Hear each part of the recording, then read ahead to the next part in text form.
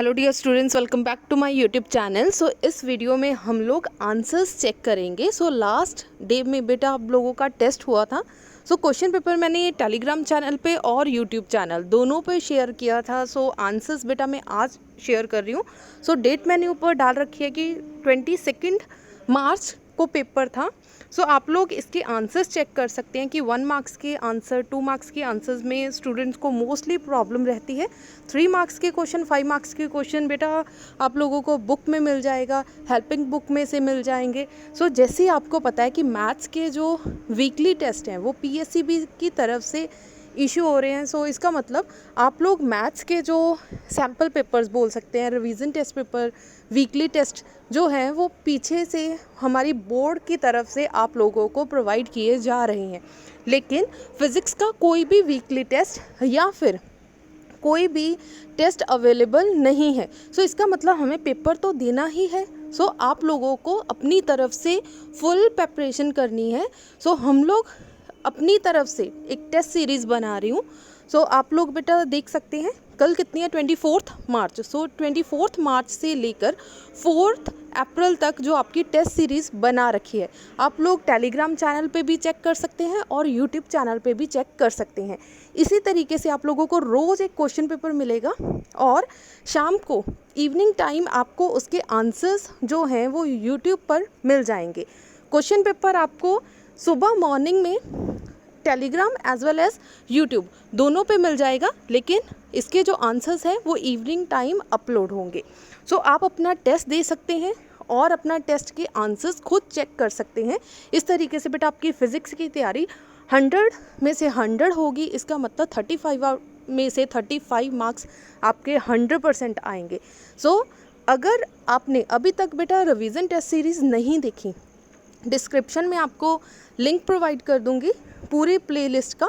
सो आप लोग अपनी रिवीजन चेक कर सकते हैं कि आप लोगों को पता है कौन से क्वेश्चंस इंपॉर्टेंट है, कौन से क्वेश्चन ज़्यादा आएंगे एग्ज़ाम में, या किस तरीके के 1 मार्क्स के क्वेश्चंस कहाँ से पढ़ने हैं, कैसे पढ़ने हैं, कौन कौन से पढ़ने हैं। सिमिलरली 5 मार्क्स के क्वेश्चन जो ऑप्टिक्स में आएंगे, सो ऑप्टिक्स की भी ट्रिक है आप लोगों को किस तरीके से पढ़ना है। सो हर एक चीज़ जो है आपकी रिवीजन टेस्ट सीरीज़ में बता रखी है। इस वीडियो में या इस प्लेलिस्ट में हम लोग करेंगे सिर्फ और सिर्फ टेस्ट। सो बेटा फर्स्ट क्वेश्चन से स्टार्ट करेंगे। सो इसकी जो पीडीएफ है, बहुत सारे स्टूडेंट्स को प्रॉब्लम रहती है कि मैम प्लीज़ पीडीएफ प्रोवाइड कर दो। सो रिवीजन में बेटा मैंने कोई भी पीडीएफ प्रोवाइड नहीं करी। अब जो टेस्ट होंगे इसकी सारी पीडीएफ आपको मिल जाएगी। यूट्यूब चैनल का लिंक है यहाँ पे, सिमिलरली आपको डिस्क्रिप्शन बॉक्स में मिल जाएगा। सिमिलरली टेलीग्राम चैनल का भी आपको डिस्क्रिप्शन में लिंक मिल जाएगा।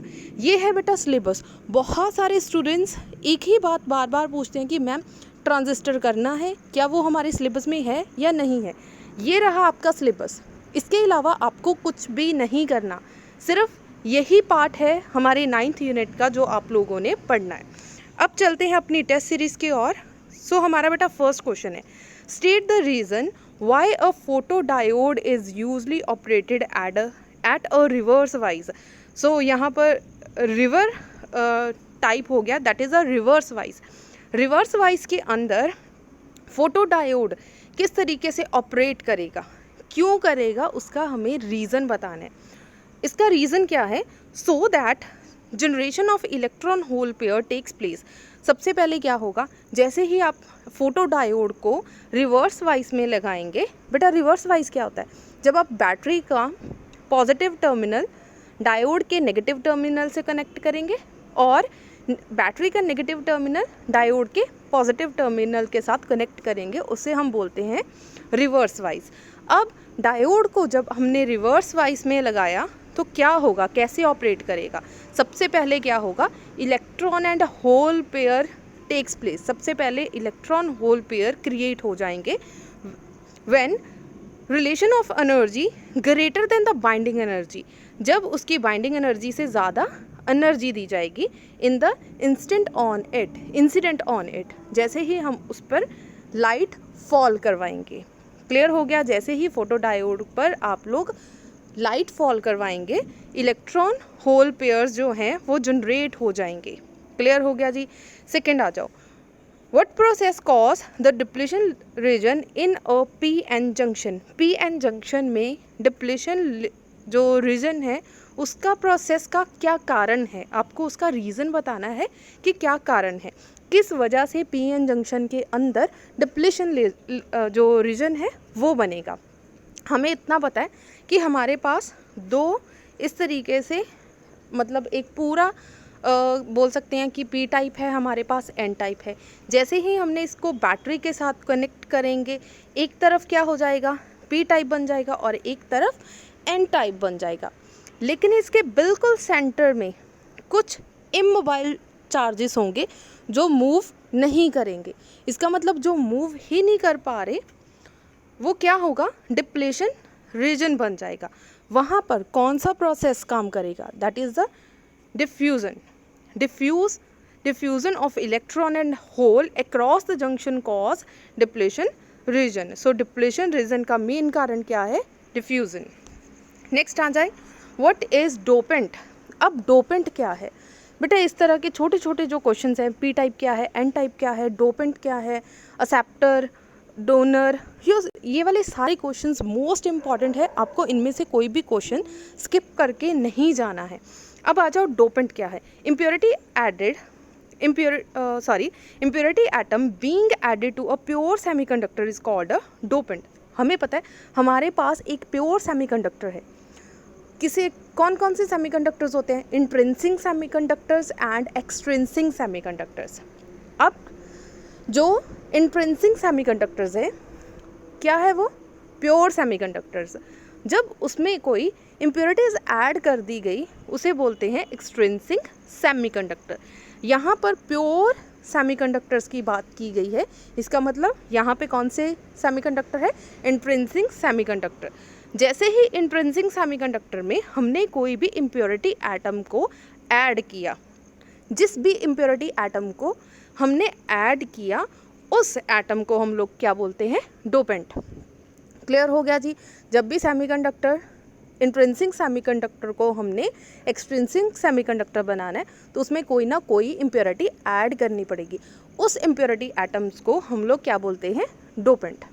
आई होप आपको एक्सप्लेनेशन अच्छे से क्लियर हो रही होगी। बट इस वीडियो में मैं हिंदी का प्रयोग कर रही हूँ। बहुत से स्टूडेंट का कमेंट आता है कि मैम मैं यूपी से हूँ, बिहार से हूँ या उत्तराखंड से हूँ, मुझे आपकी लैंग्वेज समझ नहीं आ रही लेकिन आर्टिकल समझ आ गया। सो मैंने सोचा कि क्यों ना हिंदी में ही समझाया जाए ताकि सारे स्टूडेंट्स लेक्चर्स को अच्छे से समझ लें। चलो नेक्स्ट आ जाओ। Is the ratio of number of holes and a number of connecting electrons in a P type extrinsic semiconductor more than less than और इक्वल टू 1। इन्होंने बोला है, क्वेश्चन को ध्यान से समझना, इन्होंने बोला है is the ratio of number of hole to the number of collecting electrons. इसका मतलब क्या लिखना है, number of holes divided by number of electrons in a P type semiconductor. P type semiconductor है, इसमें हमें पता है कि होल्स जो हैं वो ज़्यादा होंगे इलेक्ट्रॉन से, क्योंकि पी टाइप है। पी में क्या होगा, होल्स ज़्यादा होंगे। इलेक्ट्रॉन एन टाइप में क्या होंगे, इलेक्ट्रॉन ज़्यादा होंगे। उन्होंने बोला है मोर देन या लेस देन या फिर इक्वल टू 1 आएगा। सो डेफिनेटली अगर बेटा होल्स ज़्यादा हैं, अगर तो इक्वल होंगे, मान लो number of holes P type में क्या है, होल्स ज़्यादा हैं, ठीक है, definitely holes, number of holes ज़्यादा है। मान लीजिए कि होल्स कितने हैं, 16 और इलेक्ट्रॉन हमारे पास कितने हैं, 2। So definitely equal to 8 answer आएगा। सो पॉजिटिव में आंसर आ रहा है तो होल्स ऑलवेज क्या होंगे, ज़्यादा होंगे। आंसर क्या आएगा, मोर देन होगा। सो सेमीकंडक्टर इज मोर देन 1 से ज़्यादा होगा। ये क्वेश्चन क्लियर हो गया। इसी तरह से अगर यहाँ पे होता है एन टाइप सेमीकंडक्टर होगा तो एन टाइप में क्या है, इलेक्ट्रॉन्स ज़्यादा हैं, उसमें क्या जाएगा, लेस देन 1 आएगा, ठीक है। अगर holes and electrons both are equal then equal to 1 answer आएगा, लेकिन इक्वल टू 1 आंसर ना तो पी टाइप में आएगा ना ही एन टाइप में। क्लियर हो गया। पी टाइप में होल्स ज़्यादा हैं तो ग्रेटर देन 1 होगा। अगर एन टाइप आएगा उसमें क्या है, इलेक्ट्रॉन्स ज़्यादा हैं, सो लेस देन 1 आएगा। क्लियर हो गया जी। बेटा कोई भी एक्सप्लेनेशन आपको क्लियर ना हो प्लीज़ कमेंट सेक्शन में दे देना। I will explain again. What is the conductivity of an intrinsic semiconductor at absolute zero? अगर हम लोग किसी भी इंट्रिंसिक सेमीकंडक्टर, इंट्रिंसिक सेमीकंडक्टर कौन सा सेमीकंडक्टर है? जो प्योर सेमीकंडक्टर होगा। अब अपने प्योर सेमीकंडक्टर को कंडक्ट करना है, किसी वायर के साथ जोड़ना है और एब्सोल्यूट ज़ीरो टेम्परेचर होगा तो उसकी कंडक्टिविटी वो किस तरीके से बिहेव करेगा? क्या वो बहुत अच्छे से बिहेव करेगा? क्या वो थोड़ा कम बिहेव करेगा? सो उसका बिहेवियर कैसा होगा? Intrinsic semiconductor behaves like an insulator, तो वो इंसुलेटर की तरह बिहेव करेगा। सेमीकंडक्टर अदरवाइज कंडक्टिंग है, कंडक्ट करेगा, ठीक है। लेकिन अगर ज़ीरो, एब्सोल्यूट ज़ीरो पे लेंगे then it will behave like an insulator. Clear हो गया जी। नेक्स्ट आ जाओ, explain the difference between the intrinsic semiconductor and extrinsic semiconductor. This is an important topic, so I think आप सबको ये क्वेश्चन बहुत अच्छे से आता होगा। सो मैं इसकी एक्सप्लेनेशन नहीं दे रही। अगर आपको इसमें प्रॉब्लम है देन बेटा कमेंट सेक्शन में दे देना। नेक्स्ट वीडियो में पर्टिकुलर इसी एक क्वेश्चन पर मैं वीडियो बना दूँगी। अदरवाइज़ आई होप कि आप लोगों को ये क्वेश्चन अच्छे से आता होगा। अदरवाइज़ ये क्वेश्चन कितने मार्क्स का आया है? 2 मार्क्स का। अगर 2 मार्क्स का क्वेश्चन है then write only 4 points, 4 points sufficient है। अगर यही क्वेश्चन 3 मार्क्स का आए देन 6 के 6 पॉइंट्स लिखने ज़रूरी हैं। देन आ जाए next question, what are P type semiconductors? P type semiconductors क्या हैं and how they are formed? ये कैसे बनते हैं? इसमें क्या है, हमें क्या करना है, इंट्रिंसिक सेमीकंडक्टर के अंदर हमें कोई इम्प्योरिटी ऐड करनी है ताकि हम उसे एक्सट्रिंसिक सेमीकंडक्टर बना सके। अब एक्सट्रिंसिक सेमीकंडक्टर्स क्या हैं? एक्सट्रिंसिक सेमीकंडक्टर्स 2 तरह के हैं। इट मीन्स कि extrinsic semiconductors are of 2 types. Number 1 is a P type semiconductor and number 2 is a N type semiconductors. ये सिर्फ एक्स्ट्रा नॉलेज है या एक्स्ट्रा चीज़ बता रही हूँ, आंसर बाद में एक्सप्लेन करती हूँ। सो आप लोगों को बता दूं कि ये कैसे बनता है। सो बेसिक जो बोल सकते हैं कि नॉलेज आप लोगों को पता होनी चाहिए। एक्सट्रिंसिक सेमीकंडक्टर 2 तरह के हैं, N type and a P type. अब हमारे पास इम्प्योरिटीज़ 2 तरह की हैं, एक है ट्राईवेलेंट इम्प्योरिटी और एक है पेंटावेलेंट इम्प्योरिटी। जैसे ही आप ट्राईवेलेंट इम्प्योरिटी को प्योर सेमीकंडक्टर में ऐड करेंगे, आपके पास जो एक न्यू टाइप का सेमीकंडक्टर बनेगा that is P type semiconductor, या फिर पी टाइप सेमीकंडक्टर को हम लोग एक्सेप्टर टाइप सेमीकंडक्टर भी बोलते हैं। अब इसकी एक्सप्लेनेशन प्रॉपर वे से पढ़ लो। The extrinsic P type semiconductor is formed when a trivalent impurity is added to a pure semiconductor in a small amount. जब आप प्योर सेमीकंडक्टर के अंदर कोई भी ट्राईवेलेंट इम्प्योरिटी ऐड करेंगे स्मॉल अमाउंट में, एंड एज अ रिजल्ट इसके result क्या होगा, a large number of holes are created in it. तब इसमें बहुत सारे होल्स फ्री होंगे, बहुत सारे जो होल्स हैं आपके पास अवेलेबल होंगे। A large number of holes are produced in a semiconductor material by the addition of trivalent impurities like germanium and indium। so large number of holes क्या होंगे, आपको मिल जाएंगे इस सेमीकंडक्टर से जब आप कोई भी ट्राईवेलेंट इम्प्योरिटीज़ प्योर सेमीकंडक्टर में ऐड करेंगे। फॉर एग्जांपल चाहे आप जर्मीनियम को ऐड कर दें, चाहे आप गैलियम को ऐड कर दें, जर्मीनियम के अंदर आप गैलियम को ऐड कर दें, या फिर जर्मीनियम के अंदर आप इंडियम को ऐड कर दें। क्लियर हो गया जी। अगर आप लोग इसके साथ कोई डायग्राम भी बना के आ सकते हैं पी टाइप की। फॉर एग्ज़ाम्पल यहाँ पे लिख दो कि ये इंडियम है और यहाँ पे बना दो सिलिकॉन, ये बना दो एक सिलिकॉन, यहाँ पे एक सिलिकॉन। इस तरीके की आप लोगों ने डायग्राम सीखी होगी ना। अगर ये डायग्राम आप बना के आओगे तो डेफिनेटली प्लस में जाएगा। आप जितने मैक्सिमम डायग्राम्स बना सकते हैं बना के आएँ। सो नेक्स्ट क्वेश्चन देखते हैं, what is LED? Draw a circuit diagram and explain it's action. Action means आपको उसकी वर्किंग बतानी है। सबसे पहले एलईडी है क्या? Light emitting diode is a semiconductor device that emit light, जो लाइट को अमिट करता है।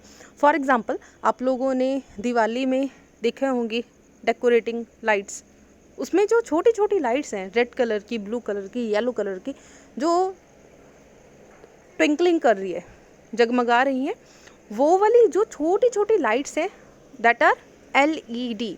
इसमें से लाइट बाहर निकल रही है, that amidst light when an electric current flow through it. जैसे ही इसमें एक इलेक्ट्रिक करंट फ्लो होगा, जैसे ही आप उसको किसी भी वायर को प्लग में ऑन करेंगे, देन जो छोटी छोटी लाइट्स हैं वो स्टार्ट हो जाएंगी, ग्रो करनी स्टार्ट कर देंगी।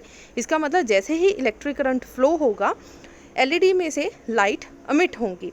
सो ये बच्चे इसके डायग्राम है। आपने सबसे पहले क्या करना है, एक डायोड बनाना है इस तरीके से, ठीक है।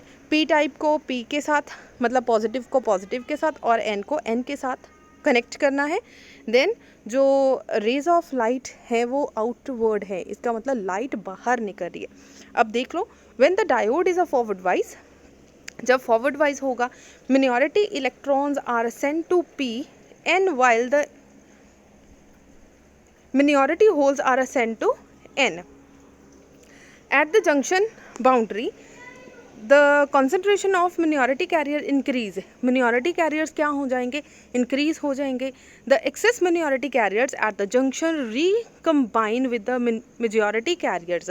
So excess minority carriers at the junction के ऊपर जितने भी minority carriers होंगे वो सारे क्या कर जाएंगे, recombine कर जाएंगे.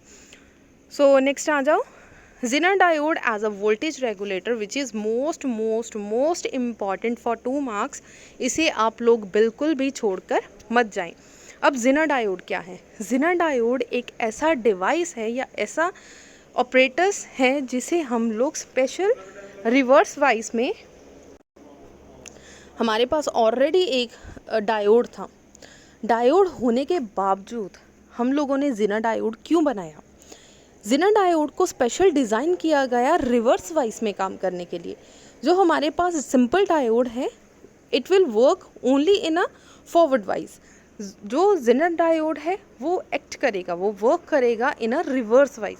सो it is a special design PN junction to operate in a reverse breakdown voltage without damage. किसी भी प्रकार का डैमेज ना हो, सो इसे रिवर्स वाइज में बनाया। अब आ जाओ next, Zener diode act as a voltage regulator. सबसे पहले इसकी सर्किट डायग्राम बहुत अच्छे से बनानी है। जो इनपुट है इसकी, that is the DC input voltage. इस पर लिखा है फ्लक्चुएटिंग। फ्लक्चुएटिंग का मतलब है आपकी जो वोल्टेज है वो वेरी कर सकती है, कम या ज़्यादा हो सकती है। सो यहाँ पे देख लो ध्यान से, कैपिटल आर का मतलब है रेजिस्टेंस ऑफ सूटेबल वैल्यू। ऐसी कोई रेजिस्टेंस आप लोगों ने सर्किट के अंदर फिट कर दी जो सूटेबल होगी। आर एल क्या है? Load resistance across which output is taken. जहाँ पे आप लोगों ने आउटपुट लेनी है, that is the load resistance. ठीक है जी, कोई ऐसा रेजिस्टेंस जिस पे आपने आउटपुट लेनी है। Next is a Zener diode. Centre में एक सिंबल बना हुआ है Zener डायोड का, और बहुत सारे स्टूडेंट्स जो हैं Zener डायोड इस तरीके से उल्टा बना देंगे। उल्टा नहीं बनाना, सीधा रखना है, ठीक है। अब ध्यान से Zener डायोड देख लो, ये रहा Zener डायोड। अब इस तरीके से इसका साइन बनाना है। बहुत सारे स्टूडेंट इस तरीके से साइन बनाते, ये गलत है, ठीक है। इस तरीके से आप Zener डायोड का साइन नहीं, सिंबल नहीं बना सकते, ये बिल्कुल सही है। अब इसको इस तरीके से बिल्कुल सीधी लाइन भी आप लोग बना सकते हैं, या इस तरीके से मैंने क्यों आपको सिखाया, Z से Zener डायोड से Z याद रखना। अब यहाँ पे Z बना दो, ठीक है। गलत बनाने से अच्छा है कि आप लोग इसे इस ट्रिक के साथ लर्न कर लें। चलो नेक्स्ट आ जाओ, when the fluctuating DC input voltage across Zener diode increase beyond a Zener breakdown voltage. ध्यान से पढ़ लेना, ध्यान से समझ लेना।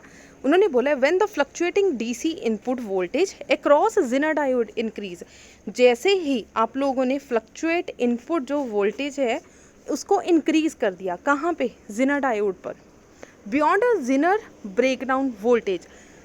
कब तक इंक्रीज़ करना है? जब तक ज़ेनर ब्रेकडाउन वोल्टेज ना आ जाए। अब ज़ेनर ब्रेकडाउन वोल्टेज भाई क्या है? अब देखो, ये था आपका ग्राफ, इस तरीके से इसका एक ग्राफ बनेगा, ठीक है। एक पॉइंट ऐसा आएगा कि इमीडिएटली आपकी जो वोल्टेज है वो क्या हो जाएगी? इंक्रीज़ हो जाएगी। जहाँ पर भी ऐसा वोल्टेज जहाँ पर इमीडिएटली आपकी जो वैल्यू इंक्रीज़ हो रही है उसे हम बोलते हैं ज़ेनर ब्रेकडाउन वोल्टेज। क्लियर हो गया जी? अब आ जाओ, the current through the circuit rise. तभी क्या होगा? जैसे ही ज़ेनर ब्रेकडाउन मतलब इमीडिएटली आप बहुत ज़्यादा वोल्टेज दोगे तो आपका जो करंट है वो इमीडिएटली राइज हो जाएगा। इसका रिजल्ट क्या आएगा? As a result of which there is an increase in the voltage drop across the resistor R. अब यहाँ पर इस आर के ऊपर क्या हो जाएगा? वोल्टेज ड्रॉप हो जाएगा। क्या हो जाएगा? Voltage drop. क्लियर हो गया? जैसे ही आपने फ्लक्चुएटिंग वोल्टेज दी, देन क्या होगा? इमीडिएटली ज़ेनर डायोड के ऊपर वोल्टेज, ज़ेनर ब्रेकडाउन वोल्टेज आ जाएगा। जब आपने मैक्सिमम करंट दिया, करंट की वैल्यू इंक्रीज़ हो गई, वोल्टेज इंक्रीज़ हो गया। इसका मतलब आर के क्रॉस क्या हो जाएगा? आपका वोल्टेज ड्रॉप हो जाएगा विदाउट एनी चेंज इन voltage across Zener diode. Zener diode पर किसी तरीके का कोई भी वोल्टेज चेंज नहीं होगा, लेकिन कैपिटल आर के अक्रॉस आपकी वोल्टेज ड्रॉप हो जाएगी। ड्यू टू इट, इसकी वजह से क्या होगा? Voltage across Zener diode remains same. Zener diode मतलब सेंटर वाला जो ज़ेनर डायोड है, इसके अक्रॉस जो वोल्टेज होगी वो सेम रहेगी। यहाँ से आपने ध्यान से दोबारा समझ लो, यहाँ से आपने क्या किया? वोल्टेज को इंक्रीज़ किया। जैसे ही वोल्टेज को इंक्रीज़ किया, कितनी वोल्टेज इंक्रीज़ कर सकते हो? जब तक आपकी ज़ेनर ब्रेकडाउन वोल्टेज ना आ जाए। तब क्या होगा? इमीडिएटली करंट इंक्रीज़ हो जाएगा।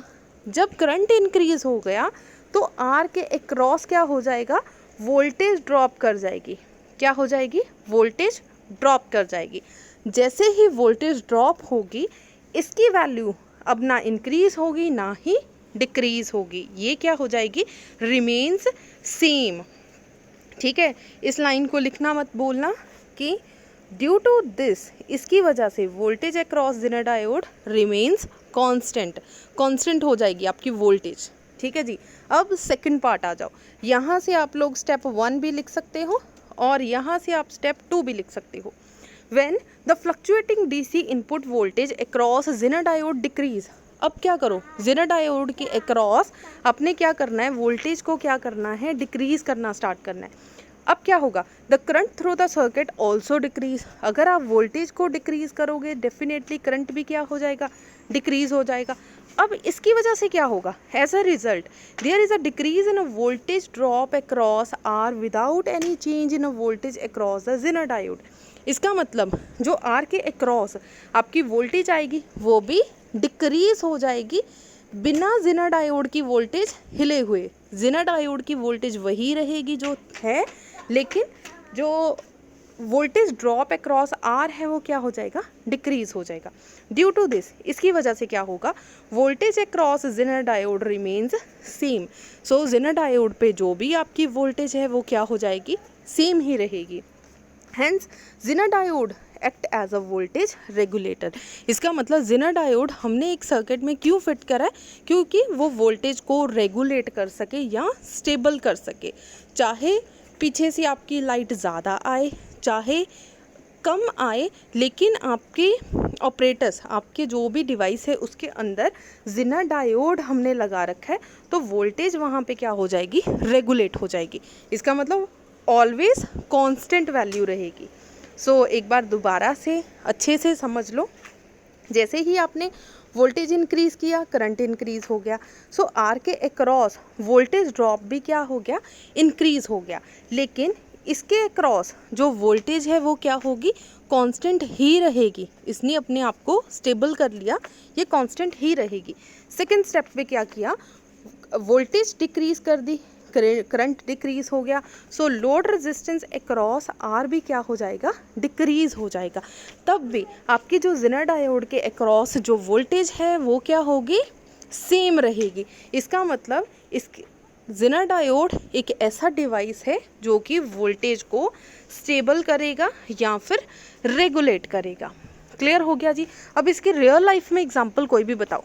अगर आपको ये टॉपिक अच्छे से समझ लग गया तो कोई भी एक एग्जांपल बताओ जो आपने अपने घर के अंदर देखी हो। ऐसा कोई डिवाइस है जो आपके घर पे कभी लाइट ज़्यादा हो रही है, कभी कम हो रही है, फिर भी आपका डिवाइस जो बिल्कुल सही चल रहा है।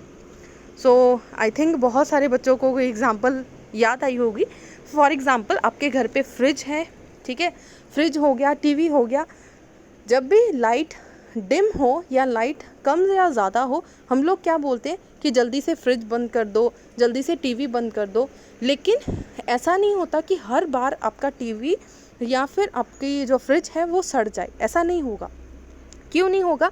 क्योंकि इसमें ज़ेनर डायोड लगा है। ज़ेनर डायोड ने काफ़ी हद तक आपकी जो डिवाइस है घर के अंदर, आपकी जो इलेक्ट्रिकल डिवाइस है उसे सेफ रखेगा। So Zener diode act as a voltage regulator. So अगर अचानक से बिजली कम हो गई तब भी ज़ेनर डायोड आपकी फ्रिज को बचा कर रखेगा। अगर थोड़ी ज़्यादा हो गई तब भी बचा कर रखेगा। अगर बहुत ज़्यादा होगी इमीडिएटली, डेफिनेटली फिर तो डैमेज होगा ही होगा। लेकिन अगर थोड़ी बहुत फ्लक्चुएट करेगी देन आपकी जो घर के अंदर जितने भी डिवाइसेस हैं वो सेफ़ रहेंगे। क्लियर हो गया जी। सो आज की वीडियो का हमारा लास्ट लेक्चर है, लास्ट क्वेश्चन है। So this is the most important topic.